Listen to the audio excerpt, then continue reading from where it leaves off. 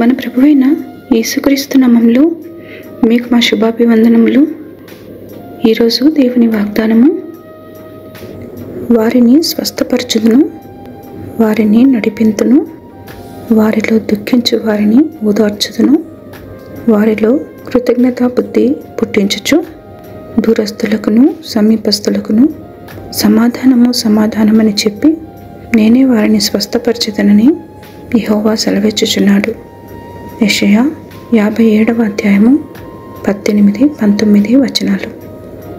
I will heal them, I will lead them and help them, and I will comfort those who mourn, creating praise on their lips.